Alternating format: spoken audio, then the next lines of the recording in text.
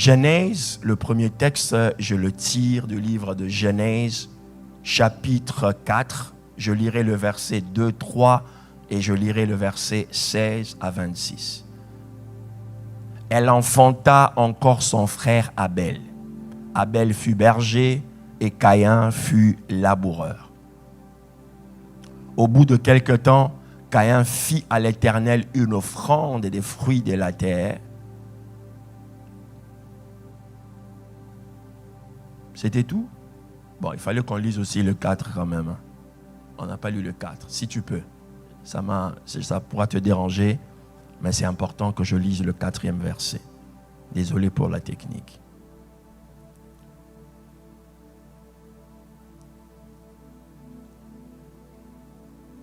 Et Abel, merci. Et Abel, de son côté, en fit une des premiers-nés de son troupeau et de leur graisse.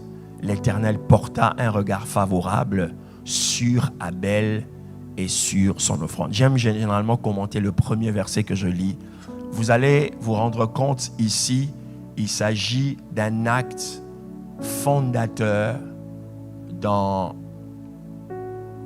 ce que j'appelle les générations à venir. L'acte que Caïn a posé et l'acte que Abel a posé. Il s'agit ici aussi de relever ce qu'on appelle la loi de la première mention. C'est la première fois où on voit deux humains offrir à Dieu quelque chose. Et Dieu porte un regard favorable sur l'un et pas sur l'autre.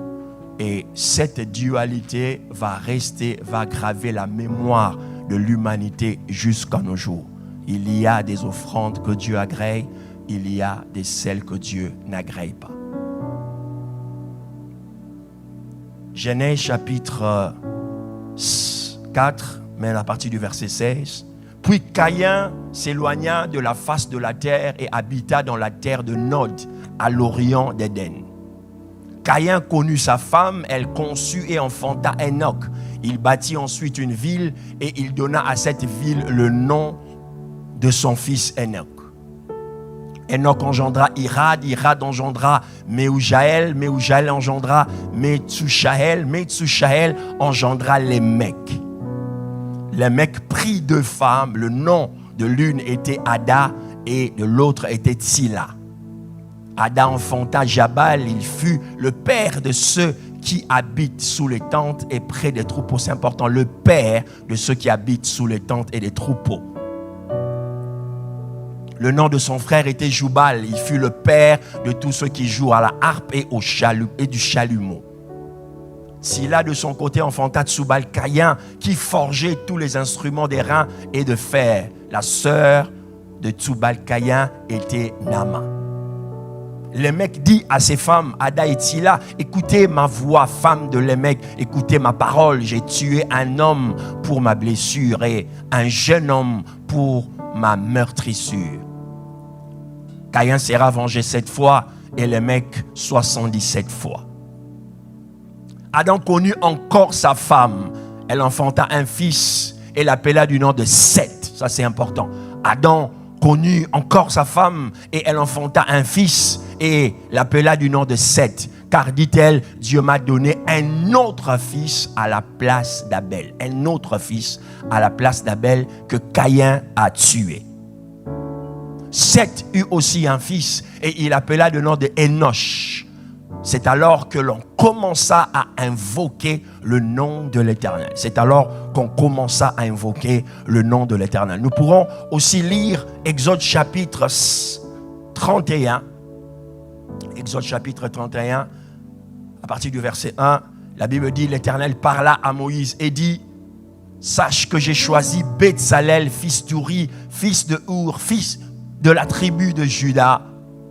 Je l'ai rempli de l'esprit de sagesse, d'intelligence et de savoir pour toutes sortes d'ouvrages. Je l'ai rendu capable de faire des inventions. Je l'ai rendu capable de faire des inventions. Seigneur, que le Saint-Esprit aujourd'hui rende un jeune homme capable de faire des inventions. Amen. Que le Saint-Esprit oigne une jeune fille aujourd'hui de devenir capable de faire des inventions. Amen. Je l'ai rendu capable. Sénat, connecte-toi à la lecture de la parole. Je disais que l'Éternel rende quelqu'un capable de faire des inventions. Amen. Des inventions de travailler l'or, l'argent et les reins. De graver des pierres enchâssées, de travailler le bois, d'exécuter toutes sortes d'ouvrages. Amen. Le dernier texte que je vais lire avec vous, c'est dans le livre de Romains chapitre 16. Romains chapitre 16. Je vous recommande Phébé, notre sœur, qui est diaconesse de l'église de Sancheré, afin que vous la receviez en notre Seigneur d'une manière digne des saints, et que vous l'assistiez dans les choses où elle aurait besoin de vous, car elle a donné aide à plusieurs et à moi-même.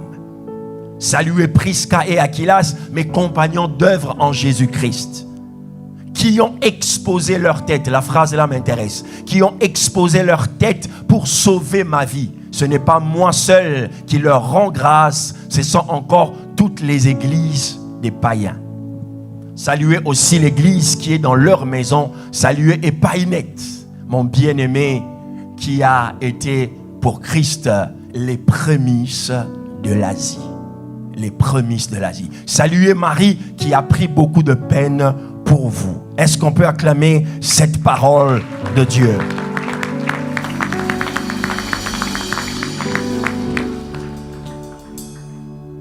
Vous avez remarqué que l'onction de Dieu m'a, je dirais, un peu confiné dans le livre de Genèse. Et j'avoue que j'affectionne particulièrement ce livre et j'en ai pris la résolution de l'étudier de fond en comble. Parce que ce livre est très, très riche. Et dans ce livre de Genèse, qui renferme des milliers d'années, en commençant par la création, ça veut dire du chapitre 1er jusqu'au chapitre 11 de Genèse, vous allez remarquer qu'il existe d'abord la partie de la création et l'introduction de la première famille, Adam, Ève et ses enfants, et la troisième partie, je dirais, du premier chapitre, du premier groupe, du premier chapitre 11e, on nous expose à des histoires relatant ce que les Juifs appellent les Tolédo, c'est-à-dire les générations ou les généalogies. Et vous allez remarquer qu'il y a plein de noms qui sont cités. D'ailleurs, si vous faites une petite enquête là-dessus, vous allez vous rendre compte, c'est très rare que les chrétiens passent du temps à lire ces noms et à les comprendre. C'est des noms des fois difficiles à expliquer qui échappent à la consonation de ta langue d'origine, que tu dis, les Métusaël, tu passes. C'est pas très intéressant. Mais j'avoue qu'aujourd'hui, je vais te donner une autre vision, une autre approche, et tu comprendras que dans ces noms se cachent bien de choses qui pourront te bénir. Et le deuxième groupe, à partir du chapitre 12 de Genèse, où Abraham entre en jeu, il ne s'agit que de la famille d'Abraham. On parle d'Abraham, on parle d'Isaac, on parle de Jacob, et après on parle de Joseph. Donc, à partir du chapitre 12, pratiquement jusqu'au dernier chapitre de Genèse, c'est l'histoire d'une famille. C'est l'histoire d'une famille. Comme quoi, Dieu a toujours été aussi le Dieu des familles. Et aujourd'hui, le Seigneur m'a particulièrement oint et m'a donné quelque chose pour qu'une famille ici au Canada devienne exceptionnelle. Pas parce qu'il porte un nom exceptionnel, mais parce que les choses que Dieu aimerait faire avec cette famille sont de l'ordre de l'exceptionnel. Amen. Je me rappelle, j'en parlais avec le docteur hier, je disais, C'est rare que j'aille dans un pays et que je rêve autant. Depuis que je suis arrivé ici, chaque nuit, je rêvais de quelque chose. Soit mes choses personnelles, soit concernant. Mais je lui disais hier, je sens qu'il y a un ciel ouvert pendant mon séjour sur ma petite personne. Et Dieu m'a visité comme pas possible. Parce que je crois tellement au rêve. Et avant de venir ici, j'étais en Allemagne pendant une conférence. Et pendant que je priais pour un couple serviteur de Dieu, je priais pour eux, j'ai vu un ange puissant venir à côté droit de l'homme. Et quand j'ai prié, l'onction était sur eux. Ils ont été touchés par la main de Dieu. Et une voix intérieure m'a dit, quand tu iras au Canada, il y a 3 familles dont je n'ai pas les noms. 3 familles exceptionnellement que je bénirai. J'avais oublié ça, ce message. C'est ce matin que je me suis rappelé. Donc je crois que Dieu peut toucher, va bénir, va forcément visiter certaines familles ici. Mais j'ai foi qu'il y a 3 familles ici qui vont à partir de ce message sortir transformées, bénies, élevées d'une manière extraordinaire. Amen.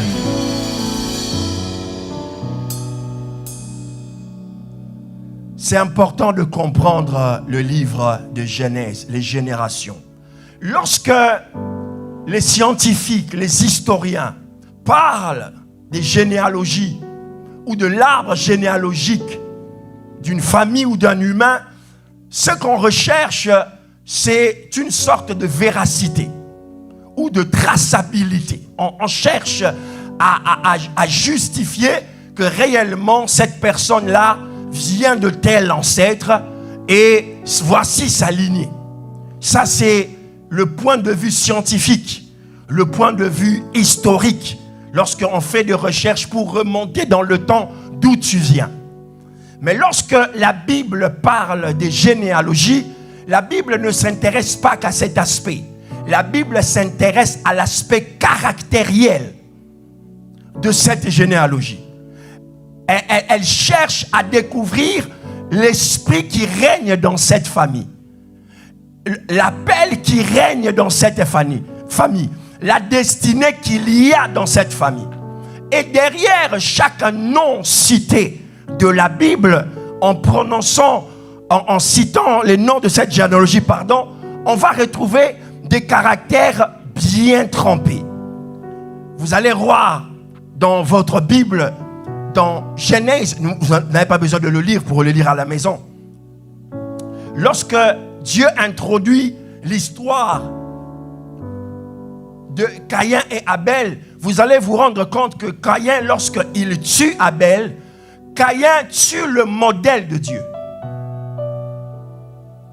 Caïn, en tuant Abel, en réalité, il a tué le modèle de Dieu. Parce que le modèle de l'adoration, c'est les prémices. Dieu, en acceptant l'offrande d'Abel, était en train de présenter à l'humanité, voici comment vous devez m'adorer. Voici comment vous devez me servir. Je dois toujours prendre la première place.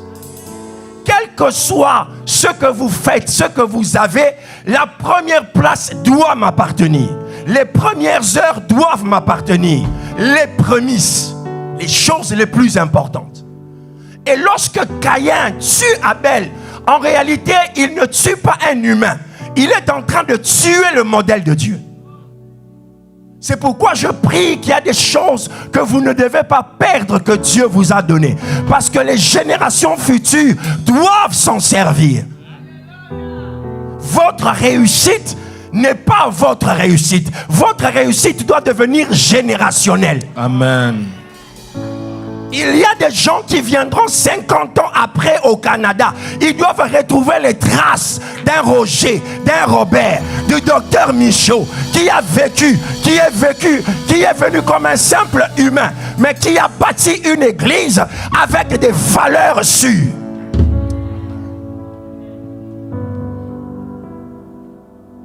Caïn tue Abel, certes, sur le plan juridique, c'est un crime. Il est passible de faire de la prison. C'est la première fois. C'est un fratricide. Un frère qui tue son frère. Le premier meurtre de l'histoire de l'humanité ne se passe pas en dehors d'une famille. C'est un frère qui tue son frère. Oh, j'aimerais te dire une chose. Sache que les combats les plus terribles, ce n'est pas ceux qui viennent de l'extérieur. Les combats les plus terribles, c'est lorsque une famille s'entre-déchire à l'intérieur. Et là, ça déchire le modèle de Dieu. Parce que la famille est affectée dans son âme. C'est comme ça que vous allez voir que dans la descendance que nous avons lue, de Genèse chapitre 4, la descendance de Caïn, un type de personne va se produire. Un type de personne. Le premier, c'est Lémec. Enoch, c'est le fils de Caïn. Et puis, Enoch va avoir comme enfant Méhushaël et Lémec. La Bible dit, Lémec prit 2 femmes. Ça, c'est la descendance de Caïn. Pourquoi? Parce que Caïn, au-delà d'être un humain, c'est un esprit. C'est un caractère. Et son descendant va introduire la polygamie dans la descendance de Caïn. Il produit, c'est le père des polygames. Après, il y aura un homme qu'on appelle Jabal. Jabal va devenir le père des nomades. Il n'est pas stable. C'est le caractère instable de ce peuple qui ne reste pas sur place. C'est un peu des nomades. Ils sont partout. Ils se déplacent partout. Après, il y aura un autre qu'on appelle Jubal. La Bible dit que Jubal, c'est le père de ceux qui fabriquaient le fer, qui travaillaient le fer. C'est-à-dire, c'est le père des armes. C'est lui qui va introduire la notion du fer, travailler le fer. C'est un forgeron, certes, mais c'est à travers lui que les armes vont commencer à se propager sur la surface de la terre. C'est un caractère. C'est pourquoi tu dois faire très attention dans les familles dans lesquelles tu entres. Si tu entres dans une famille dont tu ignores le caractère prépondérant de cette famille, tu vas avoir plus fort que ton combat. Ah, ton amen est faible. Amen. Tu comprends pas ce que je suis en train de te dire.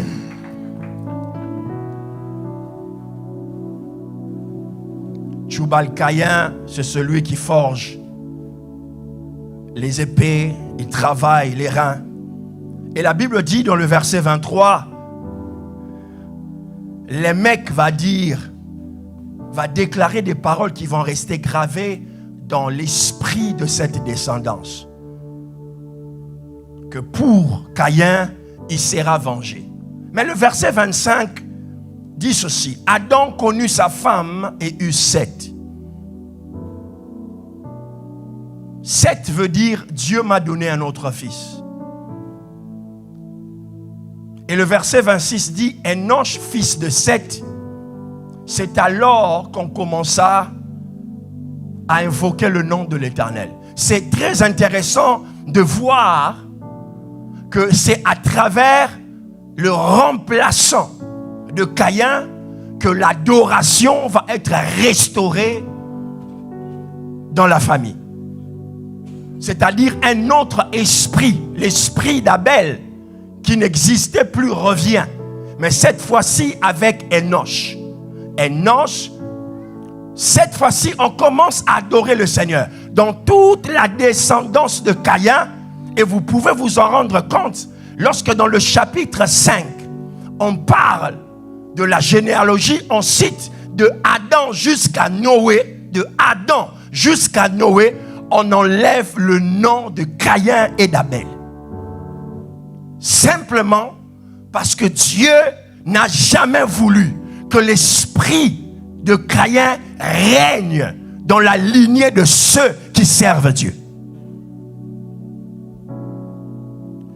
Si je dois donner une petite un petit thème à mon message aujourd'hui. Je dirais, développe le caractère et l'onction de l'exception. Ou comment développer le caractère et l'onction d'exception. Il y a quelque chose de très intéressant dans le chapitre 5 de Genèse. Très intéressant. Ça me rappelle ma fille, ma cadette. Quand tu lui poses une question et qu'elle est contente, elle va te dire très. Elle va te donner même 7 traits. Donc, si tu l'entends très, ça veut dire ce jour-là, il n'a pas fait de bêtises. Toi-même, tu comprends seulement qu'elle est contente. Mais si tu lui dis, elle dit ça va, elle dit ça va, ça veut dire qu'elle sait qu'elle a fait des bêtises. Alors, ce texte est très important parce qu'on montre chapitre 5, il y a 10 noms. Il y a Adam, il y a Seth, il y a Enoch, il y a Cainan, il y a Malalaël, il y a Jared, il y a Enoch, il y a Methusaël, il y a Lémec et il y a Noé. Dans ces 10 noms, et suivez-moi pendant quelques minutes de votre attention maximale. Dans ces 10 noms, on retrouve quelque chose d'exceptionnel. Le mot Adam veut dire homme ou personne. Le mot Seth veut dire désigné. Le mot Enoch veut dire mortel ou humain. Le mot Cainan veut dire celui qui poursuit. Le mot Malalaël veut dire celui qui donne gloire à Dieu. Jared veut dire descendant de la terre ou celui qui se donne comme esclave. Enoch veut dire dédié ou discipliné. Le mot Methusaël veut dire envoyé vers la mort. Le mot Lémec veut dire pauvre. Le mot Lémec veut dire celui qui est peu inférieur à. Le mot Noé veut dire repos ou réconciliation. Lorsque vous regardez ces mots, vous retrouvez déjà les traces de Jésus. Vous retrouvez déjà les traces de celui qui devait venir. Pourquoi? Simplement parce que Jésus est partout dans la Bible, partout dans la généalogie que Dieu a choisi pour porter son travail. Il était déjà en train de se peaufiner. Il était en train déjà de se révéler, mais personne ne pouvait savoir que Jésus était déjà dans ces personnages. Tout ce personnage porte un caractère dans le monde spirituel et dans les familles. Lorsque vous allez épouser une fille, vous allez dans une famille, vous rencontrez une fille, vous parlez avec elle. Ne vous la limitez pas chez la fille. Cherchez à aller dans leur réunion de famille, leur dîner. Tu vas rencontrer des tantes, des nièces. Tu vas rencontrer des grands-mères. Tu vas les écouter, tu vas les observer. Tu vas retrouver chaque portion de ces personnes-là quelque part dans cette jeune fille-là. Bon.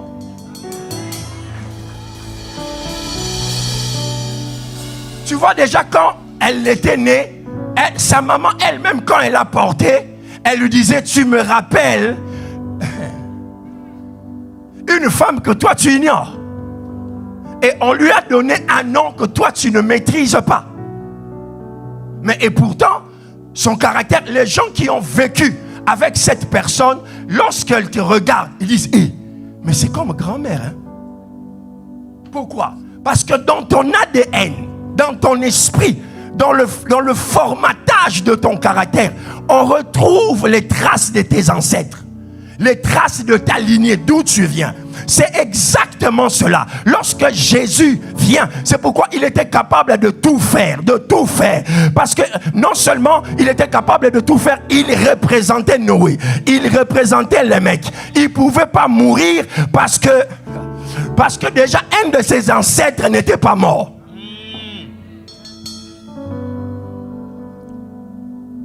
Seigneur, je veux que ton peuple comprenne ce texte. Parce que beaucoup de gens, leur caractère trahissent leur onction.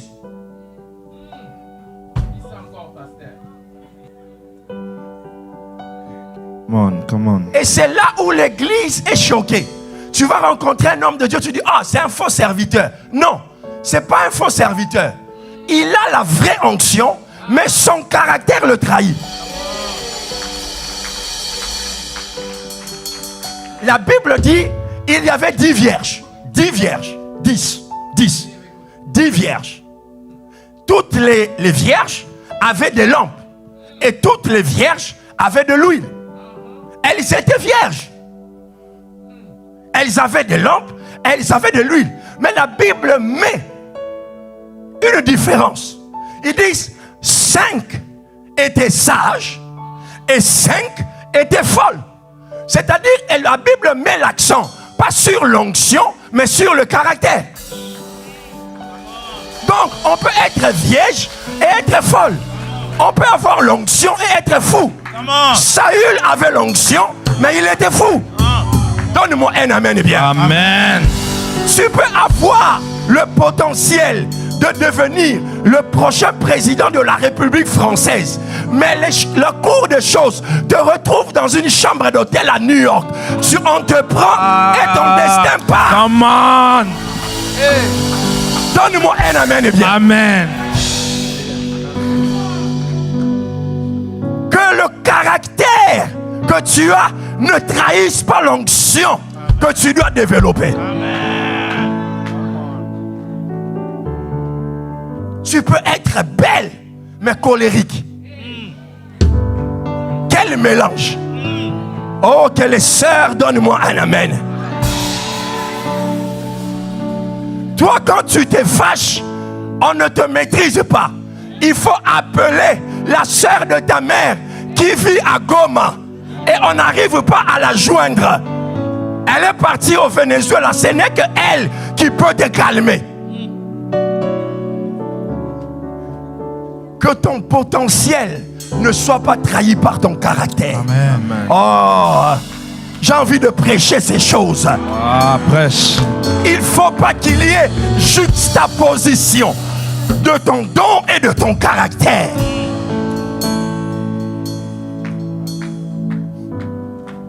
Jésus avait le tout. Il représentait tout. La Bible va me dire, Dieu va restaurer en amenant Abel. Pardon, en amenant Enoch. À partir de lui, la gloire revient. Et je vous avais expliqué le premier jour que dans le livre de Genèse, vous allez remarquer qu'il y a l'absence de l'onction. Personne dans ce texte, on nous révèle que Dieu avait oint Abraham, ou Dieu avait oint Noé. Certainement, ils ont une capacité de divine, mais théologiquement parlant, lorsque nous parlerons de l'onction, elle n'est pas introduite en Genèse. Elle va être introduite lorsque Dieu appelle Moïse à la sacrificature. Et en réalité, ce n'est pas Moïse qui va devenir sacrificateur. Moïse va rester au rang de prophète. Il va rester au rang de Dieu. Parce que Dieu va lui dire, je ferai de toi Dieu et ton frère sera un prophète pour toi.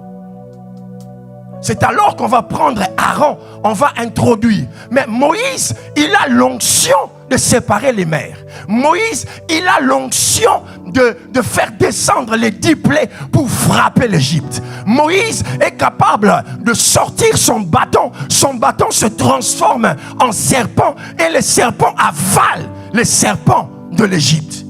Moïse est capable, par sa puissance, de séparer la mer Rouge en deux. Mais lorsqu'il s'agit de bâtir le tabernacle, Dieu dit à Moïse, je te choisis un homme. Moïse n'a pas le caractère d'un inventeur. Il a le caractère d'un libérateur. Il n'a pas le caractère, il n'a pas l'onction. C'est un libérateur. C'est un prince d'Égypte. C'est un Dieu. Il manifeste Dieu dans la puissance, dans la gloire. Mais lorsqu'il s'agit de la comptabilité, il est nul. Lorsqu'il s'agit de créer des... Tu dois connaître ton onction. Tu dois connaître les choses que Dieu a posées sur toi. C'est là où beaucoup de pasteurs se cassent la tête. Un pasteur veut tout faire. Il veut tout contrôler. Il a l'onction de faire marcher les paralytiques, mais il n'a pas le sens de l'organisation. Dieu va te donner un homme aguerri, un homme d'excellence pour organiser ton onction. Parce que Dieu sait que l'intelligence embellit l'onction. Ah, come on.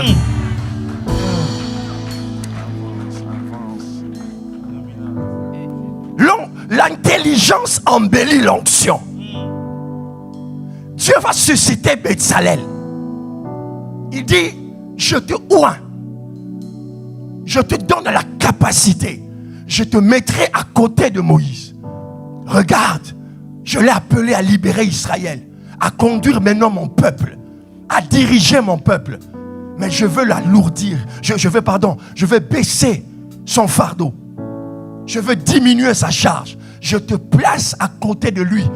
Pas pour que tu fasses le spectateur ou que tu sois passif, mais pour que tu sois actif et que cette vision devienne grande et effective. C'est alors que Betsalel devient le premier savant à côté de Moïse. Je suis venu parler au Betsalel de Sénat. Je suis venu parler à des jeunes filles pétries de talent. Et elles doivent se marier, elles le savent. Hein? Mais le mariage n'est pas une finalité. Le mariage viendra. Oh, donne-moi un amen. Amen. Come on. Et vous, les mamans qui pressez toujours les jeunes filles, Come on. toujours. Nadine, à quand? Nadine est appelée à avoir un bac plus 12. C'est l'onction qu'elle porte. Nadine doit être une deputy manager. Nadine doit être dans le House of Commons. Come on. Et Nadine ne doit pas prendre un homme qui va venir baisser son niveau. Laisse Nadine développer son caractère. Laisse Nadine avaler les livres de droit. Laisse Nadine avancer d'abord. Ne commence pas à la comparer avec les cousines, avec les nièces.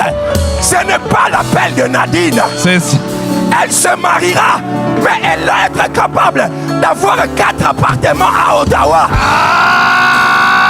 Oh, comment?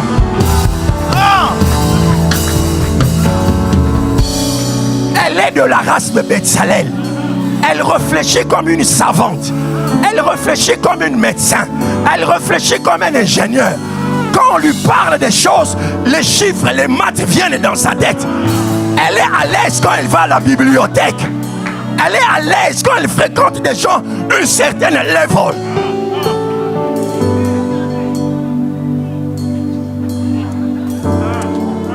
C'est Nadine.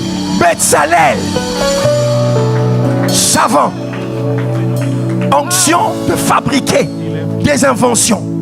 Tu lui donnes une phrase, elle en fait un livre. Oh! Tu lui donnes un mot, elle en fait un paragraphe. Elle a l'onction de multiplication. Elle double les effectifs. Elle triple les avoirs. Tout ce qui entre en elle se transforme en or. Comment? C'est Betsalel. Et quand vous ne l'avez pas vu dans l'équipe d'intercession, ne la dérangez pas. Elle peut prier 30 minutes, mais elle peut produire le travail plus qu'un groupe de 50 personnes. Donne-moi un amen que je prêche.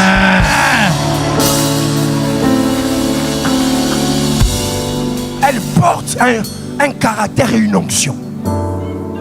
Et elle dirige son caractère et son onction dans ces choses pour qu'elle se sente comme un poisson dans l'eau. J'ai fait des études approfondies sur l'onction. L'onction a des caractéristiques. L'onction, elle s'impose. L'onction, elle s'impose. Elle vous saisit. La Bible dit, l'Esprit de Dieu saisit David. L'onction, elle est capricieuse. Si tu l'amènes dans un environnement qui n'est pas La sienne, elle te boude. L'onction est difficile à avoir, elle est facile à perdre. Tu peux faire des années pour avoir l'onction, mais tu peux la perdre en une fraction de seconde. La colère peut tuer ton onction. La distraction peut tuer ton onction. Parce qu'elle est fragile, l'onction. Elle est puissante par les œuvres qu'elle produit, mais elle est fragile dans la manière de la conserver. C'est la raison pour laquelle l'onction doit être en symbiose avec ton caractère.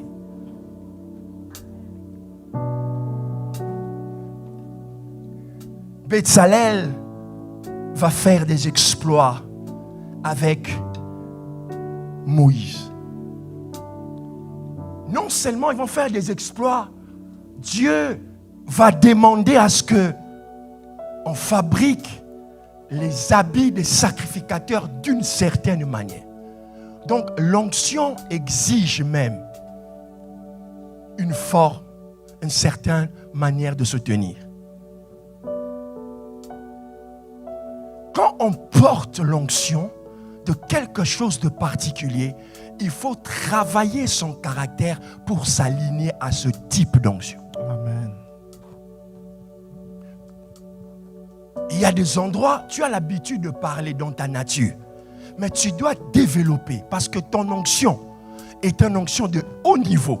Et tu sais que des fois, dans les réunions de haut niveau, il ne faut pas trop parler. Donc, quand tu arrives, tu dois aligner ton caractère parce que ce milieu-là n'aime pas les gens qui parlent trop.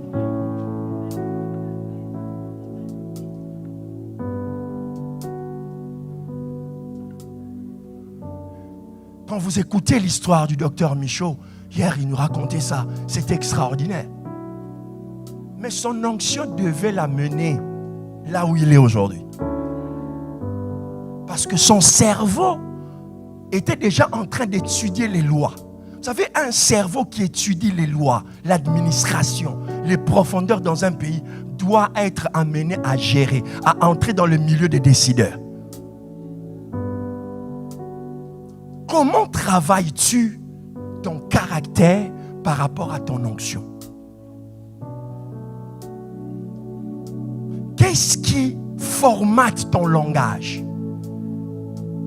Chaque onction a un type de langage. Quand vous rencontrez les médecins, ils sont. C'est pourquoi un médecin, à un moment de t'avoir parlé techniquement, il va break down. Il va chercher le langage que toi, tu dois comprendre. Mais lorsqu'ils sont dans leur milieu, on te met là, tu ne vas rien comprendre.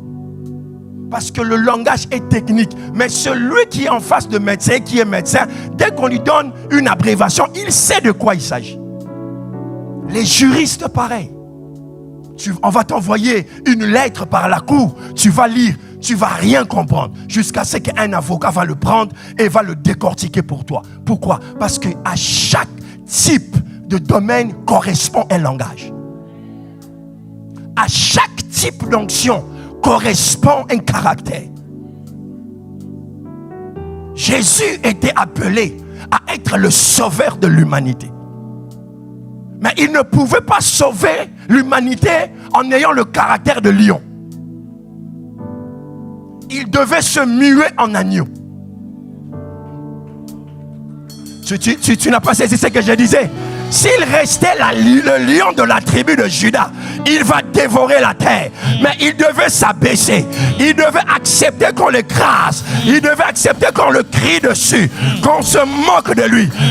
Qu'il devienne comme un agneau. Parce que pour sauver l'humanité, il faut que le sang coule. Or, le lion, le sang ne coule pas de lui. C'est lui qui fait couler le sang. Tu dois adapter ton caractère à ton onction. Yes. Tu dois t'habiller comme ton onction l'exige. Pardonner des choses inutiles.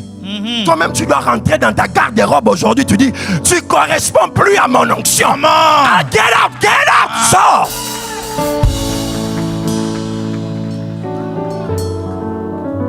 Quand vous allez dans les bureaux d'avocats, les bureaux d'avocats sont toujours différents. En fait, l'avocat, même les meubles, même les armoires, les ustensiles qui sont dans le bureau d'un avocat, c'est pour déjà te montrer à combien tes honoraires peuvent valoir.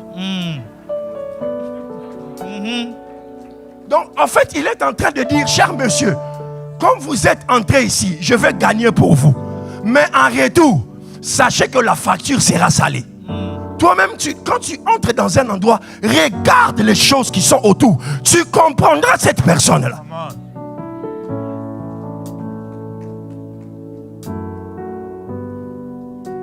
Adapte ton caractère à ton onction.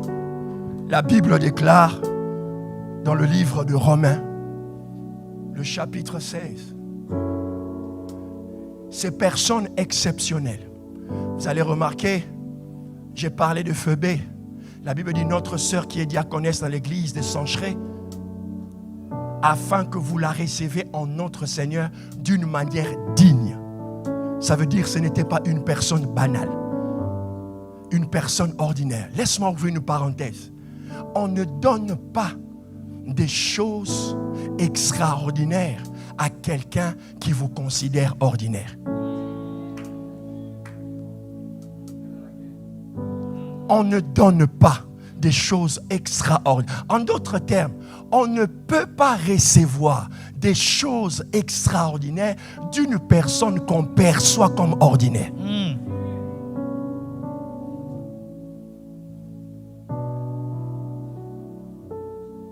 Cette femme était exceptionnelle.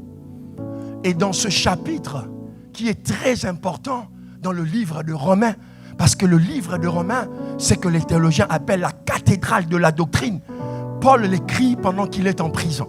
Il souffre et il fait des relevés. Et tout le chapitre 16, il fait des dédicaces. Il fait des dédicaces. Chapitre de dédicaces. Il donne les noms des gens qui ont marqué sa vie. Il dit, afin que vous la receviez d'une manière digne. On ne reçoit pas l'onction. On ne reçoit pas les choses extraordinaires. C'est pourquoi la Bible dit, si vous recevez en qualité de, si vous recevez en qualité de, la Bible met un accent sur la qualité de celui qui porte la chose qui vous est due.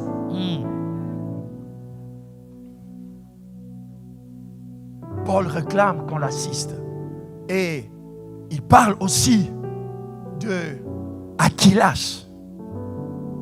Saluez Prisca et Aquilas, mes compagnons d'œuvre en Jésus, qui ont exposé leur tête, pour sauver ma vie. Ce n'est pas moi seul qui leur rend grâce, ce sont encore toutes les églises de Paris. Ces personnes ont donné de leur vie pour Paul.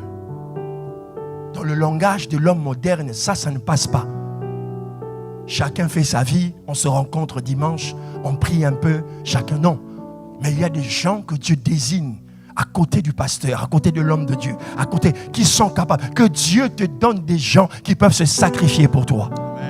Oh, laisse-moi te dire encore cela. Lorsque tu n'as pas encore trouvé des amis qui peuvent dire mes projets à gauche, à droite, je vais me sacrifier pour toi, tu n'as pas encore des amis.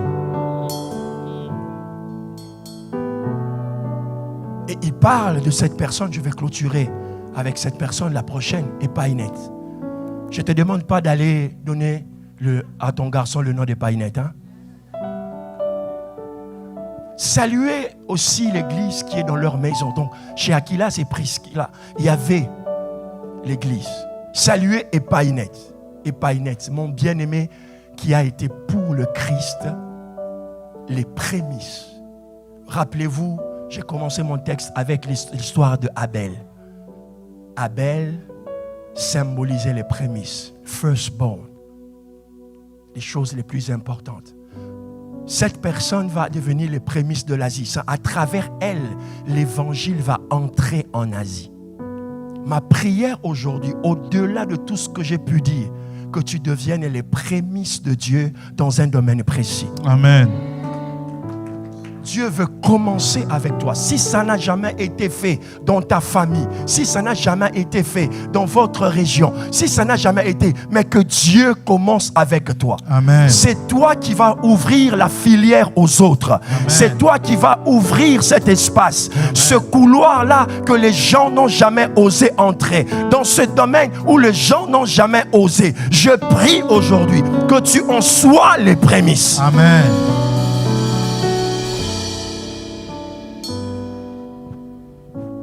Chers frères et sœurs, j'aime parler à la manière de la Bible. C'est ici que s'achève mon petit périple d'une semaine. Alléluia. Alléluia. Phénoménal. Alléluia. J'ose croire. Alléluia. J'ose croire. J'ose croire que j'ai été une bénédiction pour vous. Je garderai la manière de Paul en disant: gardez-moi dans vos prières et protégez mon nom et mon témoignage. Parce que des jours qui courent, Satan n'aime pas les gens qui bossent bien. Mais si tu es là, on va faire quelque chose de très particulier.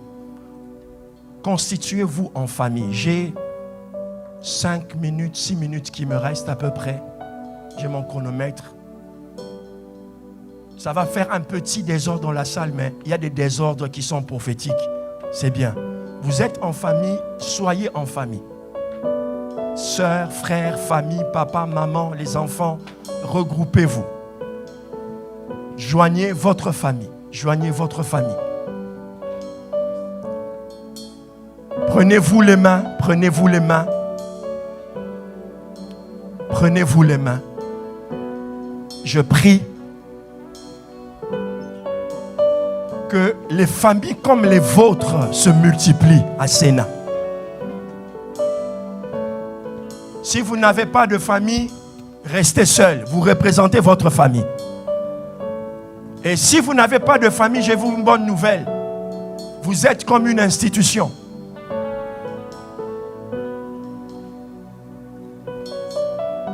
Il y aura un mouvement de puissance et d'onction dans la salle. Il y aura une visitation. Peut-être pour certains, si conduit par le Saint-Esprit, je pourrais passer là, poser juste ma main. Élevez vos cœurs vers le Seigneur et remerciez-le pour cette parole. Seigneur, nous te bénissons. Seigneur, je te bénis. Les familles de Sénat sont réunies et veulent aligner leur caractère à l'onction. Seigneur, nous te bénissons. Vous êtes une famille productrice. Nous rendons grâce encore ce matin. Oh Seigneur, nous venons encore t'élever. Merci Nous Seigneur. venons encore t'élever ce matin. Nous venons encore te rendre grâce. Nous disposons encore ce matin. Nous disposons encore ce matin.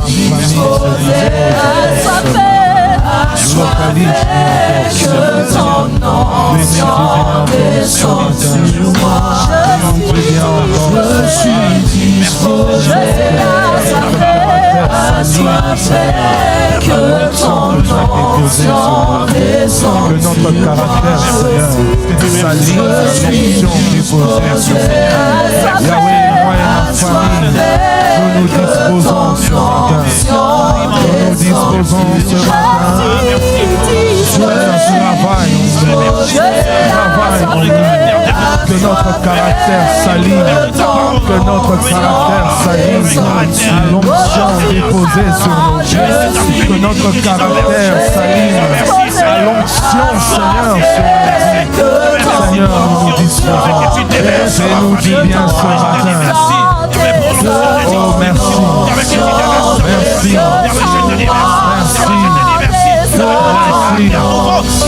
Merci. Parce que ce matin, merci pour le caractère nouveau. Merci pour le caractère nouveau qui s'aligne. Merci pour le caractère nouveau qui s'aligne à l'onction sur ma vie. Merci pour ce caractère qui s'aligne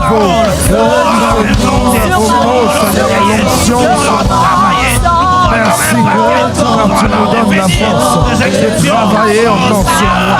Merci parce que tu nous donnes le courage encore de travailler sur mon caractère pour qu'il s'aligne